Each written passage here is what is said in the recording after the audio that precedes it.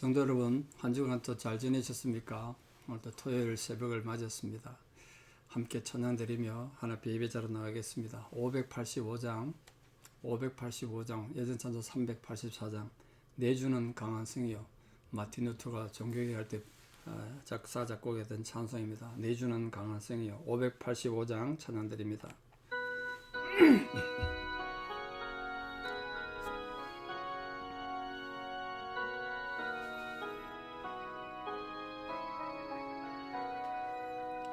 내주는 강한 성이요 방패와 병기 되시니 큰 환난에서 우리를 구하여 내시리로다. 옛 원수 마귀는 이때도 힘을 써 모략과 권세로 무기를 삼으니 천하에 누가 당하랴. 내 힘만 어지할 때는 패할 수밖에 없도다. 힘 있는 장수 나와서 날 대신하여 싸우네. 이 장수 누군가? 주 예수 그리스도 만군의 주로다. 당할 자 누구랴? 반드시 이기리로다. 이 땅에 마귀들 끌어 우리를 삼키려 하나. 겁내지 말고 섰거라. 진리로 이기리로다. 친척과 재물과 명예와 생명을 다 빼앗긴데도 진리는 살아서 그 나라 영원하리라. 아멘. 신앙 고백 드리겠습니다. 나는 전능하신 아버지 하나님 천지의 창조주를 믿습니다. 나는 그의 유일하신 아들 우리 주 예수 그리스도를 믿습니다. 그는 성령으로 잉태되어 동정녀 마리아에게서 나시고 본디오 빌라도에게 고난을 받아 십자가에 못 박혀 죽으시고 장사된 지 사흘 만에 죽은 자 가운데서 다시 살아나셨으며 하늘에 오르시어 전능하신 아버지 하나님 우편에 앉아 계시다가 거기로부터 살아있는 자와 죽은 자를 심판하러 오십니다. 나는 성령을 믿으며 거룩한 공교회와 성도의 교제와 죄를 용서받는 것과 몸의 부활과 영생을 믿습니다. 아멘. 2023년 11월 12일 베테랑스 데이입니다. 토요일 새벽 주시는 말씀 사무엘상 24장 1절에 7절입니다. 사무엘상 24장 1절에 7절. 사무엘상 24장 1절입니다. 봉독에 올립니다.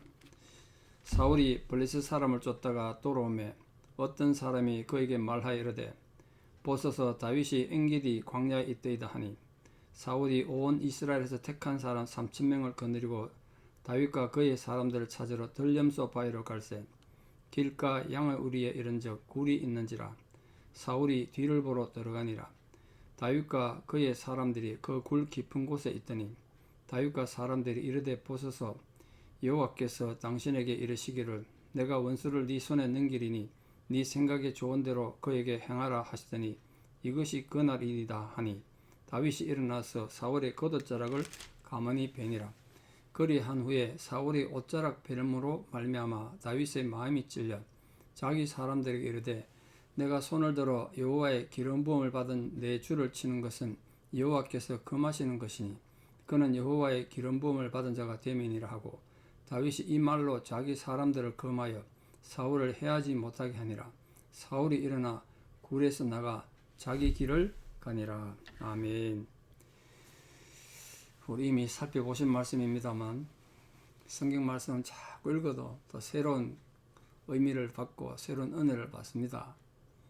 오늘 이 말씀을 통해서 우리가 일상 삶을 살아가는데 신앙인으로서 어떤 선택하고 살아야 되는지 우리 함께 고민하면서 궁극적으로 우리가 영적으로 승리하는 삶 아니겠습니까? 우리 매 순간 삶에 영적 공격이 있을 텐데 그 많은 시험이 있고 공격이 누구에게나 있습니다. 그걸 어떻게 이길 것인가? 이게 이제 고민 아니겠습니까? 우리가 성경 읽는 이유도 많은 그런 데 있지 않는가? 성경에 위대한 위인들이 많은데 우리 그분들 흉내내는 건 아니지만 특히 오늘 다윗 같은 위대한 신앙의 선배들을 보면서 우리는 어떻게 할 것인가? 그런 부분을 좀 함께 묵상하면서 은혜 받기를 원합니다. 중국 중세 그 영국에 유명했던 수도승이었던 토마스 아켄피스, 모르는 분은 없을 겁니다. 많이 알 겁니다. 그분이 유명해진 이유는 그리스도를 본받아라는 책 때문인데요. 그분이 어떻게 수도승으로 살았는지 이런 것보다 이 책이 너무나 많은 영향을 끼쳤습니다. 저도 여러 번 읽어봤는데 그리스도를 본받아, 예수님이라면 이런 사람들 어떻게 했을까, 이런 내용들 참 많이 다루고 있는데요. 거기에 신앙인들이 유혹을 받는데 그 신앙이 유혹받는 것에 대해서 어떻게 우리가 이겨낼 것인가, 그걸 이렇게 설명하고 있습니다. 불은 철을 시험하고 유혹은 올바른 사람을 시험한다. 그 굉장히 의미 있는 말 아니겠습니까? 사실 우리 신앙인들을 시험에 빠지게 하는 유혹은 매 순간 쉬지 않고 우리를 유혹합니다. 유혹이, 악한 영들의 유혹이 우리 사정 봐주면서 하겠습니까? 시도 때도 없이 유혹합니다. 별것 아닌 것들이 말 한마디 우리가 걸려 넘어지기도 하고 정말 어설픈 일들 때문에 우리가 시험에 들어서 큰 곤욕을 치르기도 합니다. 근데 오늘 성경은 우리에게 뭐라고 말하냐면 우리 신앙인들이 특히 시험에 빠진 이유는 야고보서는 이렇게 말합니다. 인간이 시험 빠지는 건 자기 욕심 때문이다. 그런 경우가 많죠. 결국은 우리의 과욕, 욕심이 지나친 것, 또 미혹, 어리석은 욕심에 유혹당하는 것, 그런 것들 때문에 시험에 자꾸 든다는 거예요. 그러니까 결국은 우리 모든 인생에 이렇게 설교하는 저나 우리 모든 성도님들 삶에 유혹이 없을 수는 없습니다. 시험이 없을 수는 없습니다. 근데 그 시험을 이길 수 있는 열쇠는 누가 지고 있다고요? 유혹받는 본인이 지고 있다. 우리 개인이 유혹을 이길 것인가, 유혹이 넘어질 것인가, 열쇠를 우리가 지고 있다는 거예요.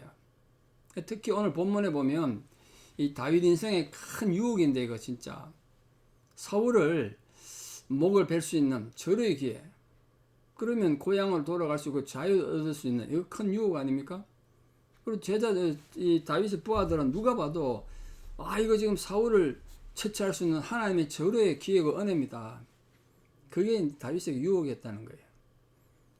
누가 봐도 그렇게 할 수 있는 일인데도 다윗이 그렇게 하지 않았던 이유, 그게 다윗에게 다가온 시험을 이겨낸 것인데, 다윗은 어떻게 모든 부하들이 그렇게 판단하는 사울을 죽이는 것이 정당합니다. 이건 하나님의 은혜입니다. 하나님께서 정말 우리를 사랑해서 이렇게 귀한 기회를 주셨습니다. 라고 말하는데도 아니야, 그런 유혹을 빠지지 않고 이겨냈을까? 첫 번째, 다윗이 그 유혹을 이겨냈던 이유, 부하들이 그렇게 요구하고 유혹하는데도 이겨냈던 이유는 양심입니다. 양심. 자신의 양심을 지켰기 때문에. 여러분, 다윗의 양심이 얼마나 부드럽고 견고했나 보십시오. 우리 잘 아는 윤동주 시인의 서시란 시, 우리 한국인이 제일 좋아하는 시에 이런 부분 있지 않습니까? 떨어지는 낙엽에도 나는 괴로워했다. 이런 낙엽이 하나 떨어지는 걸 보고 마음이 괴로움을 느끼는, 그 떨어진 낙엽의 아픔, 그건 괴로움을 느꼈다는 거예요. 오늘 다윗이 보십시오. 사울의 겉옷자락 벤 것 갖고 마음이 찔렸대요. 그게 뭐 양심이 가책될 일입니까? 사실 우리 솔직히 얘기해서 당연히 죽일 사람 내 원수인데 안 죽이고 살려준 것만도 감사한데 그 옷자락 하나 잘랐다고 양심이 찔려? 이건 너무 과한 거 아닌가? 우리 그렇게 생각하는 건 우리 이미 양심이 벌써 때가 묻었다는 거예요. 우리 다윗처럼 순수하지 못한 거예요. 저는 어릴 때 이 부분은 참 이해가 안 됐어요. 아니 그 뭐 죽어야 될 원수인데 자기 죽이려고 그렇게 혈안된 사람 옷자락 하나 자르가지고 양심의 가책을 입고 괴로워했다고, 마음이 찔렸다고, 이건 너무 오버 아닌가? 나 같으면 어땠을까? 이런 생각 들어서 다윗의 이 마음이, 이 모습이 이해가 좀 안 됐습니다. 사울왕을 지금 칼로 뺀 게 아니잖아요. 사울왕 목을 자른 게 아니잖아요. 모르겠습니다. 사울왕을 목을 쳐놔놓고 내가 좀 참을 걸 후회했다면 제가 이해가 되겠는데 겨우 옷자락 하나 자른 가지고 양심의 가책을 느끼고 마음이 찔렸다? 그게 다윗이에요. 그러니까 하나님이 그런 모습을 참 귀하게 보신 거예요. 귀하게 보셨어요. 우리가 얼마나 죄인들이 뻔뻔스럽습니까? 제가 총회를 하면서도 보니까 총회에 엄청난 피해를 주고 총회의 모든 총대들을 괴롭힌 사람들이 뻔뻔스럽게 아무리 잘못도 없다는 듯이 무슨 독립운동 한 것처럼 그렇게 큰 소리 치는 거고 참 기가 막힙니다. 우리 누구나 마찬가지예요. 인간 누구나 실수할 수 있고 죄 지을 수 있는데요. 그 다음 태도가 중요해요. 태도가. 이 죄인들이 자기 죄를 깨닫고 회개하는 게 너무 힘들기 때문에 오늘 다윗이 이런 모습, 옷자를 하나 자르고도 마치 사람 목을 뺀 것처럼, 사울의 목을 뺀 것처럼 양심이 찔리고 마음이 찔려하는 그런 모습 보고 하나님께서 하늘에서 웃으시며 감격해서 웃으시며 다윗이 네가 참 내 마음에 드는구나, 그를 말씀하지 않으셨을까 생각합니다. 이렇게 이런 작은 잘못 하나, 목을 베도 시원찮을 판에 옷자락 하나 자른 그 작은 떨어지는 낙엽 같은 그 작은 잘못에도 다윗은 양심의 가책을 느낄 수 있던 깨끗한 마음의 사람, 양심의 사람이었다는 거예요. 그런 사람이 유혹을 이긴다는 겁니다. 성도 여러분, 실상 우리 모든 인간의 양심은 말입니다. 이 깨끗한 양심이 있습니까? 아담이 하나님 앞에 선악과 따먹고 타락한 이후로 우리는 더러워진 양심을 유전으로 이어받았어요. 이 더럽지 않은 양심 가진 사람 어디 있습니까? 다 우리는 타락하고 성경에 하면 화인 맞았대. 화인. 불도장을 찍었대, 양심에. 그러니까 감각이 없는 거죠. 양심에 가책이 없어. 뻔뻔스러워졌어, 죄인들이. 그러나 우리가 그리스도의 보혈을 통해서 구원을 받고 나니까 그렇게 죽었던 양심이 되살아났단 말이에요. 양심이 회복된 거예요. 신앙이 회복됐다는 거예요. 그렇기 때문에 우리 모든 성도님들이 성령의 인도함을 따라 살기만 하면 그 양심이 청결한 상태를 유지할 수 있는 거예요. 그래서 예수님 팔복에 이렇게 말씀하셨어요. 마음이 청결한 자는 복이 있나니. 양심이 깨끗하다는 거 아닙니까? 마음이 청결한 자 복이 있어요. 왜? 그 마음이 청결한 사람이 하나님을 본다는 거예요. 하나님을 봐. 우리가 죄 짓고 죄책감이 있으면 하나님 느껴집니까? 하나님 올까봐 겁나잖아요. 안 그렇습니까? 자식들이, 애들이 사고 쳐놓고 출장 간 아버지 오면은 오기를 기다리겠습니까? 오면 좀 야단 맞을 텐데 걱정하고 오히려 두려워하죠. 마찬가지예요. 우리 양심이 더러워지니까 하나님을 보낸 게 아니라 하나님 내게 올까봐, 하나님 나 아는 척 할까봐 오히려 두려워하는 거죠. 그래서 여러분, 심령이 청결하여 하나님 보는 것, 이게 예수님이 말씀하신 복이었어요. 우리 그렇게 마음이 청결할 때, 양심이 살아있을 때, 그럴 때 사단의 유혹을 금방 분별하고 이겨낼 수 있는 거예요. 그런데 목사님 저도 그런 경우가 많습니다만 유혹이 얼마나 많습니까? 우리 너나 할 거 없이 작고 사소한 유혹들 때문에 우리 양심이 얼마나 고통받고 넘어지고 그렇습니까? 그러니까 우리가 이 양심의 소리에 민감하지 못할 때 너무 쉽게 유혹과 죄악에 넘어가는 거예요. 우리 양심의 소리에 늘 살아있어야 돼요. 양심의 소리는. 그렇다고 우리가 신앙도 없고 하는 듯이 내 양심을 갖고 구원받아라, 그런 뜻은 결코 아닙니다. 인간의 양심은 한계가 있고 문제가 있죠. 그러나 사도 바울은 디모데에게 편지하기를 디모데전서 1장 19절 이렇게 말했습니다. 믿음과 그 다음 뭘 가지라 그러냐면 착한 양심을 가져라. 착한 양심을 가져라. 어떤 이들이 양심을 버렸고 그 믿음에 관해서 그 결과 양심을 버리고 믿음이 파손했대.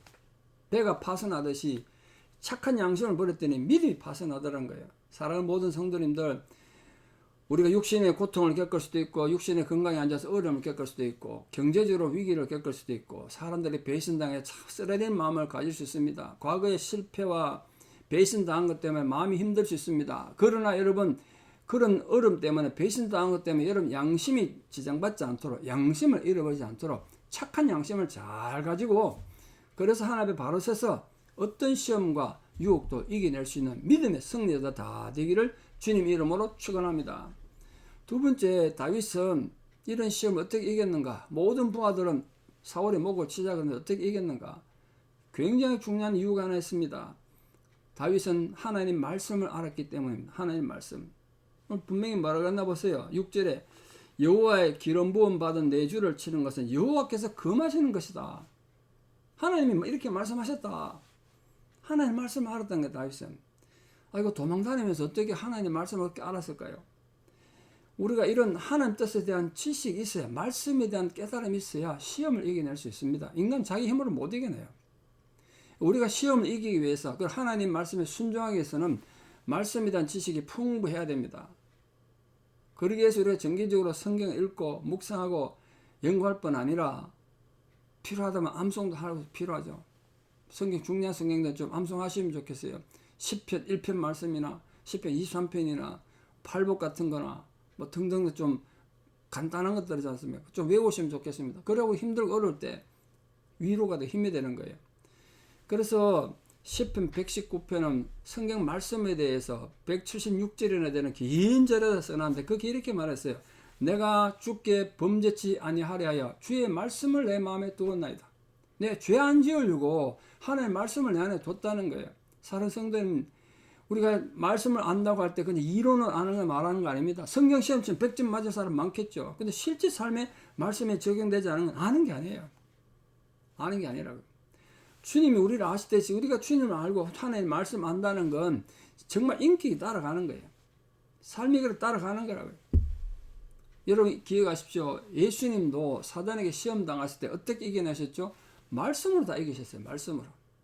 오늘도 이 하루의 삶뿐만 아니라 일생의 삶 동안 우리 삶의 마지막 호흡이 끝날 때까지 말씀을 이기고 말씀을 우리의 삶의 지팡이로 굳게 붙잡아버려서 모든 시험을 이기는 말씀의 사람들 다 되시기를 주님 이름으로 축원합니다.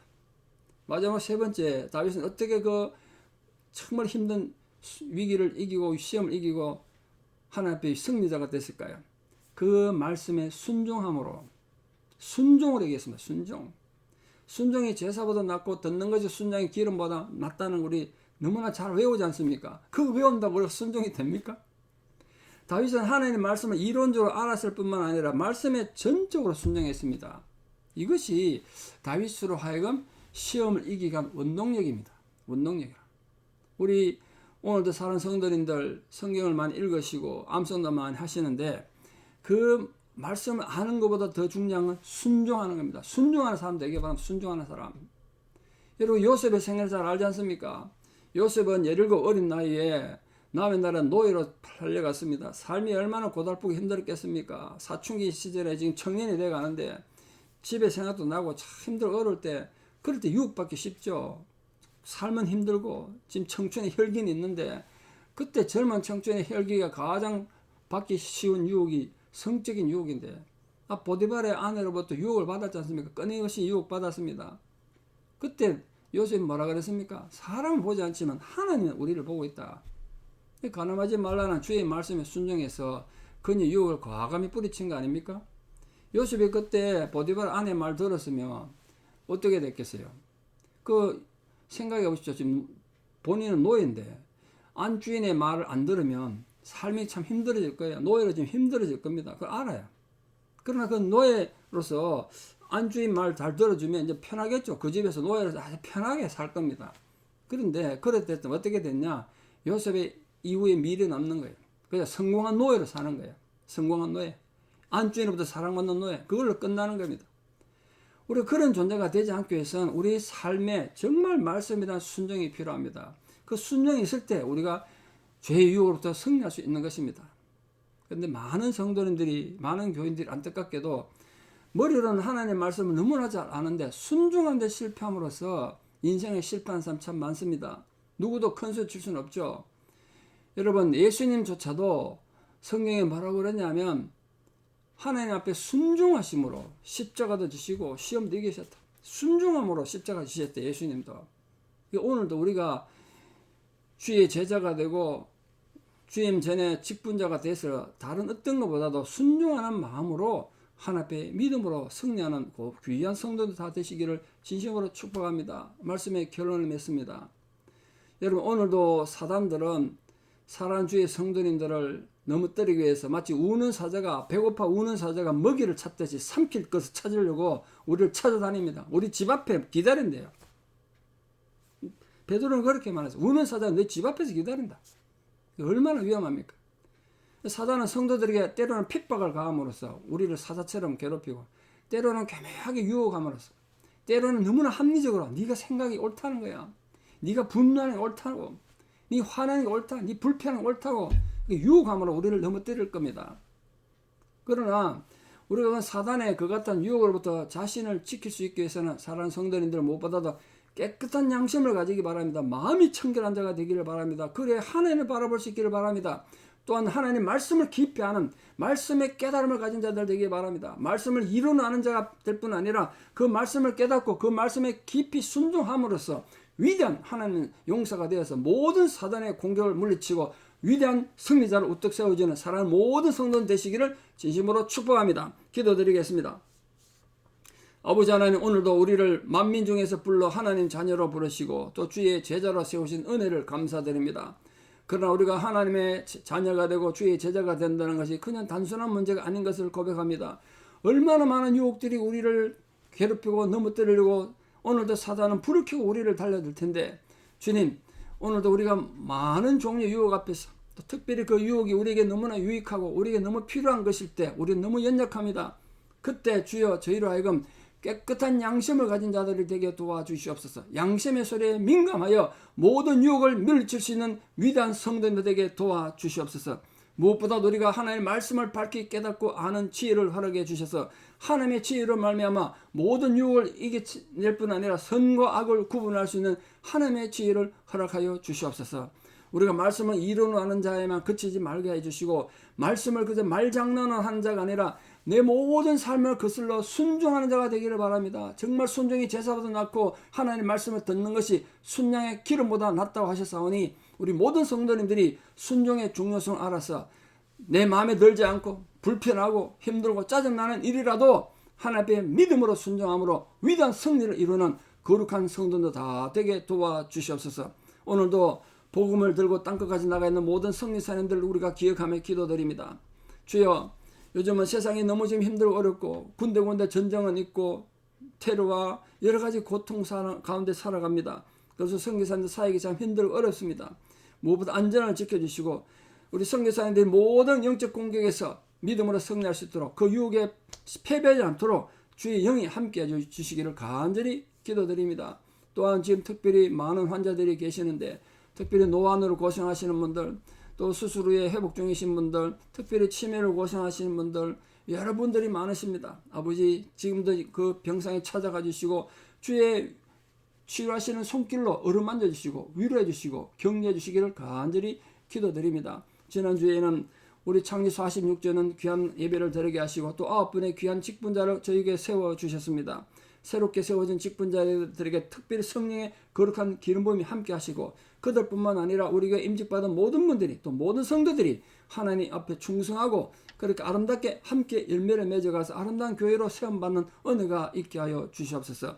이제는 우리 주 예수 그리스도의 은혜와 하나님 아버지의 만극하신 사랑과 성령님의 위로 교통 역사하심이 오늘도 주신 말씀을 따라 우리가 선한 양심과 말씀에 대한 지혜와 순종함으로 모든 유혹을 이겨내기를 결단하며, 특별히 내일 또 우리 성전에 드려질 모든 예배를 통하여 하나님 임재를 소망하고 하나님 임재를 느끼기를 결단하는 사랑하는 성도님들의 신앙의 고백 위에 또 우리 사랑하는 모든 자녀들 삶 위에 이제부터 영원토록 함께 하시옵기를 간절히 축원합니다. 아멘. 예배는 마쳤습니다. 잠깐 기도하시고 우리 교회를 돌보겠습니다. 내일 주일날 뵙겠습니다. 감사합니다.